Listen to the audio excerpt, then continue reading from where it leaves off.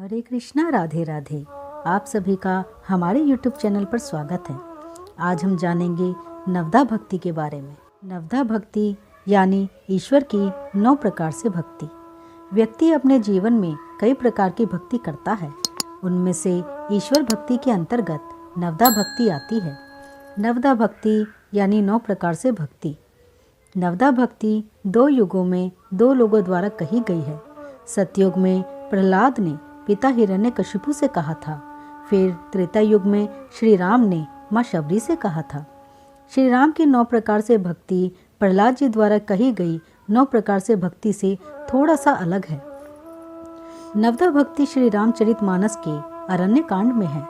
जब माता शबरी ने कहा कि मैं नीच, अधम, मंदबुद्धि हूँ, तो मैं किस प्रकार आपकी स्तुति करूँ, तब श्री राम ने उनसे कहा कि मैं तो केवल एक भक्ति का ही संबंध मानता हूँ। फिर श्री राम नवदा भक्ति कुछ इस तरह से कहते हैं। तुलसीदास जी लिखते हैं, नवधा भगति कहूँ तो ही पाही, सावधान सुनु धरु मन माही। प्रथम भगति संतन कर संगा, दूसरी रति मम कथा प्रसंगा। अर्थात मैं तुझसे अब अपनी नवदा भक्ति कहता हूँ, तू सावधान होकर सुन और मन में धारण कर। पहली भक्ति है संतों का सत्संग और दूसरी भक्ति है मेरे कथा प्रसंग से प्रेम। गुरुपद पंकज सेवा, तीसरी भक्ति अमान, चौथी भगति मम गुण गण, करई कपट तज गान। अर्थात तीसरी भक्ति है अभिमान रहित होकर गुरु के चरण कमलों की सेवा और चौथी भक्ति यह है कि कपट छोड़कर मेरे गुण समूहों का गान करे, यानी कीर्तन भक्ति करें। मंत्र जाप मम दृढ़ विश्वासा, पंचम भजन सो वेद प्रकाशा। छठदम शील विरति बहुकर्मा, निरत निरंतर सज्जन धर्मा। अर्थात मेरे मंत्र का जाप और मुझ में दृढ़ विश्वास, यह 5वीं भक्ति है जो वेदों में प्रसिद्ध है। छठी भक्ति है इंद्रियों का निग्रह, शील यानी अच्छा स्वभाव या चरित्र, बहुत कार्यों से वैराग्य और निरंतर संत पुरुषों के धर्म में लगे रहना।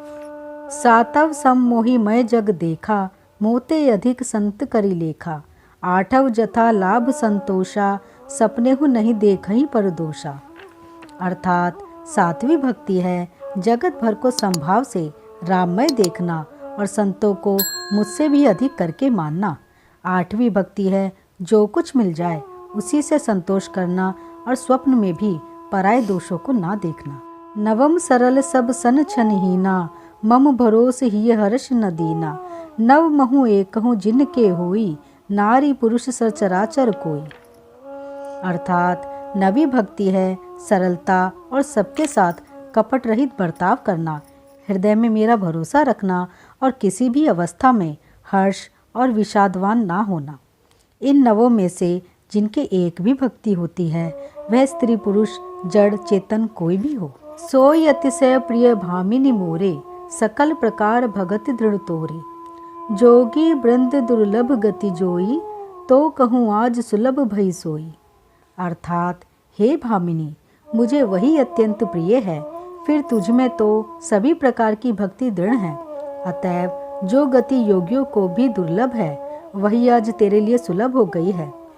इसके पश्चात माता शबरी ने प्रभु के चरणों में सिर नवाकर उनके चरण कमलों को धारण कर लिया और योगाग्नि से देह को त्याग कर वह उस दुर्लभ हरिपद में लीन हो गई जहाँ से लौटना नहीं होता। तुलसीदास जी कहते हैं कि अनेकों प्रकार के कर्म, अधर्म और बहुत से मत, ये सब शोकप्रद हैं। हे मनुष्यों, इनका त्याग कर दो और विश्वास करके श्री राम जी के चरणों में प्रेम करो। सतयुग में भक्त प्रहलाद ने अपने पिता हिरण्यकश्यप को नवदा भक्ति का उपदेश दिया था। प्रहलाद जी द्वारा कही गई नवदा भक्ति श्रीमद् भागवत पुराण के 7वें स्कंद के 5वें अध्याय में है। चलिए जानते हैं श्रीमद् भागवत महापुराण के अनुसार नवदा भक्ति के बारे में। श्रीमद् भागवत महापुराण में बताया गया है कि किस प्रकार 9 प्रकार से ईश्वर की आराधना कर मोक्ष प्राप्त किया जा सकता है। श्रवणम कीर्तनम, विष्णु स्मरणम, पाद सेवनम, अर्चनम, वंदनम, दास्यम, सख्यमात्म निवेदनम। यदि कोई व्यक्ति इन 9 में से किसी भी एक प्रकार की भक्ति को अपने जीवन में हमेशा के लिए अपना लेता है तो मात्र इससे ही वो प्रभु के बैकुंठ धाम की प्राप्ति कर सकता है। यह 9 उपाय अत्यंत सरल और कारगर है। शास्त्रों में ऐसा बताया जाता है कि मनुष्य जन्म का एकमात्र लक्ष्य प्रभु की प्राप्ति करना है। ऐसे में नवदा भक्ति के बहुत सरल भावों को अपनाकर आप भी भगवत भक्ति प्राप्त कर सकते हैं। आइए जानते हैं नवदा भक्ति के 9 भाव। श्रवण, भगवान के चरित्र, लीला, महिमा, गुण, नाम तथा उनके प्रेम एवं प्रभावों की बातों का श्रद्धापूर्वक सदा सुनना और उसी के अनुसार आचरण करने की चेष्टा करना श्रवण भक्ति है।